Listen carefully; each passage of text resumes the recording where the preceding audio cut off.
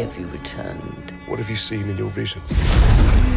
Very soon, the Dark Lord and his army will march all over Mordor. But a great power can be awakened to prevent it. We're catching up with Monolith here at E3 to find out a little bit more about Talion and Middle-earth, Shadow of Mordor. And I gotta say, this is one of those games coming out this fall that sort of, when first announced, I'm like, oh, it's not a Middle-earth game. But when I saw it and saw what you're doing here, it's so much more than a licensed game. It feels like this is one that people really should keep an eye on. What you're doing with the Nemesis system and all that stuff. So, can you first give us an overview of what you're showing here at E3 and what people are getting a taste at? Well, so Shadow of Mordor, at a high level, it's a third-person, open-world action sandbox game, right? And it's set between the events of The Hobbit and Lord of the Rings, so it's a new story inside Mordor in the lore here. At E3 here, we're showing a little chunk of gameplay much deeper into the game. It's like more than halfway through in the Sea of Nirnen, which is very far south in Mordor.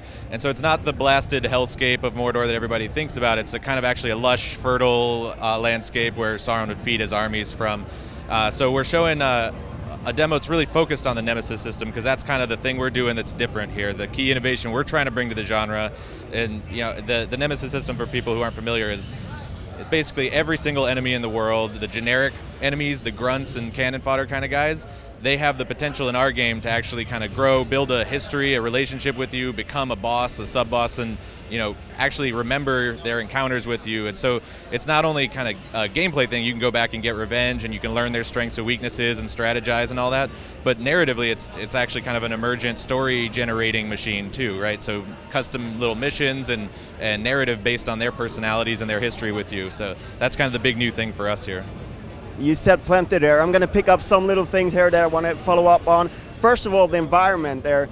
I think it's very good that you show off that Mordor isn't all about those sort of scorched earth, sort of badlands. Of course, that's what we immediately think of, but as a game developer, perhaps that'd be kind of boring to just give us that kind of environment to go through. So what is the world of Mordor? Can you give us an overview? What's there? Yeah, so in the lore, Sauron's been gone for thousands of years. He was defeated in the last alliance of men and elves. That was more than 2,000 years ago. So it's had a long time to actually kind of regrow and repopulate human civilization. Gondor moved in, built strongholds. They had guys stationed there to try and guard against his return. But also over that time, they kind of whittled down the crew, right? They've had plagues in Gondor. They slowly pulled it down to a skeleton crew. So by the time Sauron returns after he's defeated in The Hobbit, they're really kind of unprepared for that massive power rolling back in. But environment-wise, we really wanted to have a bit of variety there. Like you said, it's not just the lava and ash and smoke. You've got some more arid areas. We've shown Udun up near the Black Gates that we kind of model a little more after, kind of near our home turf, Eastern Washington. But the Sea of Nirnen, like I said, is a lot more lush and there's more greenery there, and so hopefully it'll give people a sense of variety and still being very authentic to what the landscape would be like before Mount Doom erupts again. One interesting thing about Nemesis system is that it always makes it fun to die in the game. It's almost something that sort of like, you want people to die a little bit because you've got a whole mechanic sort of based around that. And sort of, can you explain a little bit about that? Because normally, sort of a lot of the time, game developers are like a little bit cagey about killing players off and punishing like that, but you want to turn it into a positive thing. Yeah, absolutely. It's a really key difference for us, where in most games you die, you rewind time, load a checkpoint, play the last 90 seconds, 2 minutes over again. Not for us. For us, time always moves forward. And for you personally, that's going to be, the guy that killed you. He just made a name for himself. He just killed this monster who's been terrorizing his leaders.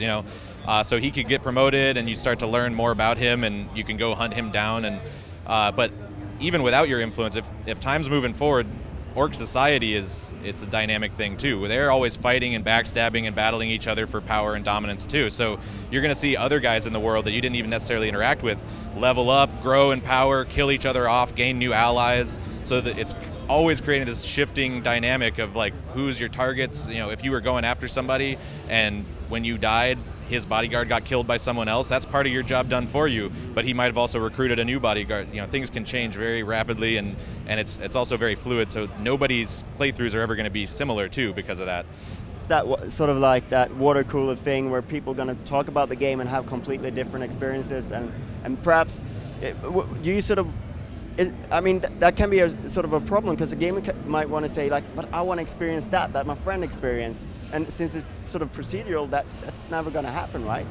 Well, so I think that's kind of the strength and beauty of the game is it's such a dynamic sandbox that while you've got the same general goals as all your friends, how you pursue those goals is very open to interpretation and improvisation. There's so many layers to the stealth, range, combat, the environment, the monsters, how everything can get involved that it's probably the most fun thing about working on it, honestly, is when we're reviewing missions and we're, back at the studio, we're looking at each other's work. We come out of meeting rooms every day with new stories to tell each other of stuff that we never knew could happen because of how many systems are interacting in our game that can create crazy moments.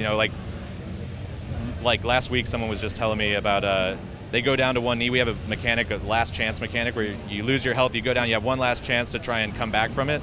So the orc who's about to kill you, he's getting ready to knock you down, and in the middle of that, we've never seen this before, a Caragor, one of our big cat beasts, mauls the guy to death, so he doesn't get the chance. And so we're like, oh, he saved us, we're going to get up now. But then the Caragor just turns and does the last chance on us himself. So those crazy moments that just, like, I've never seen that before. I've been working on this for 2 years, so I think that's kind of the fun of the game. But, I mean, your position as designing the game, it's got to be a little bit like, I mean, typically you would set things like that up for the player. You would just sort of set these things up. Now it's sort of you're leaving that in the hands of the systems, of the procedural generation. A little bit scary as well. Absolutely, it's a different kind of design mentality. Instead of crafting everything to be a very specific experience that everyone's going to have, you get all these systems, you layer them together, and then you just try and balance them to make sure that enough interesting stuff happens regularly enough that you're always having something surprising in you. I think once you embrace that, it's probably the most fun game I've ever worked on because of that dynamic, surprising nature. I mean, it's even surprising for you. I mean, that's saying something. I mean, normally you would know the insides and out of everything that's going to happen, but every time you play it, you have something new to look forward to. Yeah, exactly. Yeah. All right, so October 7th is the date for this. It's coming out. You feel like you're getting there. Everything's good, apart from having to do the stress of an E3 demo. Yeah, absolutely. Yeah, we're getting close now. It's just a few more months until we launch, and we're trying to just knock out all the bugs, polish it up, make it as perfect and tight of an experience as we can. Right, looking forward to it. Thank you very much for your time. Thank you.